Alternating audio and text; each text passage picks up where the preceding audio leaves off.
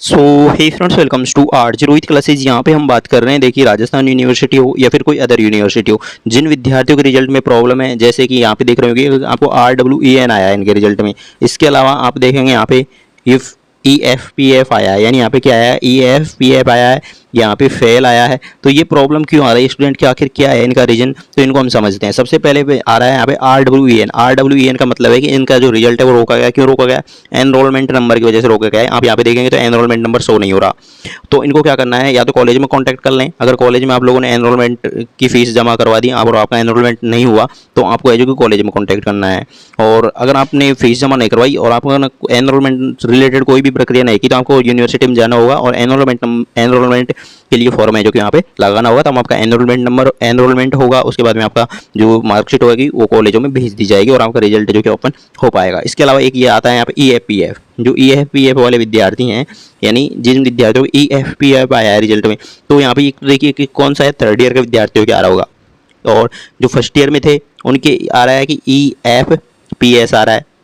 और जो आपके थर्ड ईयर में थे, यानी जो आपके सेकंड ईयर में थे, उनके आ रहा होगा EF, यहाँ पे देखिए एक मिनट, EFPT। फर्स्ट ईयर वालों के तो ये आता है, सेकंड ईयर वालों के ये आता है और थर्ड ईयर वालों के ये आता है, जो कि आपके सामने ये क्लियर है। तो EFPS का मतलब है एलिजिबल फॉर पार्ट सेकंड। मतलब फर्स्ट ईयर में थे तो आप सेकंड ईयर के लिए एलिजिबल हो गए, आप सेकंड ईयर में हो गए, लेकिन आपके कोई पेपर यहाँ पे बैग है। सेम फंडा यहाँ पे eligible for part third year, यानी आप लोगों ने सेकंड ईयर का एग्जाम दिया था, अब आप थर्ड ईयर में हो गए, लेकिन आपके जो सेकंड ईयर के कुछ पेपर हैं वो बैग से रह गए, या पिछले कोई पेपर आपका बैग है। इसके अलावा यहाँ पे देखेंगे आप, तो यहाँ पे आप लोगों को दिखाई दे रहा है क्या, ये दिखाई दे रहा है आपको EFPF eligible for part final year. मतलब आप फोर्थ ईयर के लिए तो एलिजिबल हो गए, लेकिन आपके कुछ पेपर बैक है, जैसा कि आप यहाँ देखेंगे तो फाइनल लेसन में इनको एब्सेंट दिखा रखा है। इसके अलावा बात करें तो यहाँ पे फिजिक्स यहाँ पे इनके दो पेपर बैक है, फर्स्ट और सेकंड पेपर।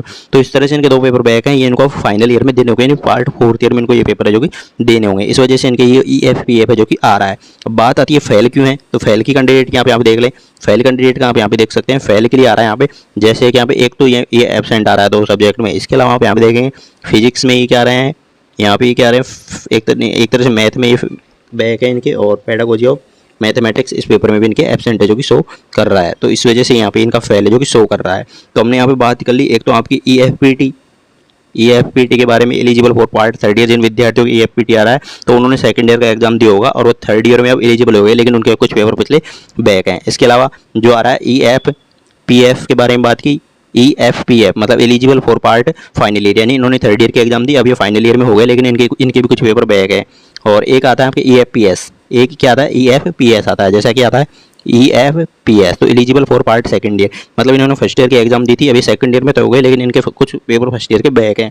तो इनका क्या सॉल्यूशन है, इनको किस तरह से दूर कर सकते हैं? इनको दूर करने के दो सॉल्यूशन है आपके पास में। एक तो आप लोग क्या करिए, आपने अगर अच्छा लिखा है, आपको लगता है कि आपके नंबर कम आए, आपके नंबर ज़्यादा आने चाहिए थे, तो आपको क्या करना है, रीवैल्यूएशन का फॉर्म डालना है। रीवैल्यूएशन के फॉर्म चालू होंगे first year, second year, third year के। फोर्थ ईयर के तो चालू हो गए हैं, BA BEd BSc BEd वालों के, लेकिन first year, second year, third year के चालू होंगे। तो उनमें क्या है कि एक दो नंबर बढ़ जाते हैं विद्यार्थियों के। तो आपको अगर लगता है कि हमको दो तीन नंबर भी कम है, तो आप एक बार रीवैल्यूएशन का फॉर्म जरूर डाल लें। लगभग लगती है, फीस बता दें तो 430 रुपये कुछ ऐसे फीस लगती है एक सब्जेक्ट की, कुछ ऐसा इसकी फीस है रिवैल्यूएशन की, 430 के समथिंग फीस लगती है। तो आप लोगों को रिवैल्यूएशन का फॉर्म डालना है। जिन विद्यार्थियों को लगता है कि उनके मार्क्स बढ़ सकते हैं और जिनको लगता है कि यार मार्क्स नहीं बढ़ेंगे, एकदम दोबारा ही देना पड़ेगा, तो नेक्स्ट ईयर आपके ये पेपर दोबारा लगेंगे। जब आपकी नेक्स्ट ईयर की एग्जाम होगी तो वो सारे पेपर लगेंगे, तो उनके साथ में वो पेपर भी आपके लगेंगे, उनका भी टाइम टेबल जो कि जारी होगा। तो चलिए देखिए, जैसे ही आपकी नेक्स्ट अपडेट आएंगी जो भी रिवैल्यूएशन रिलेटेड या फिर BA BEd BSc BEd related, वो हम आपको इस चैनल के माध्यम से देंगे। और किसी तरह की और कोई आपकी समस्या है तो आप कमेंट करके बता देंगे।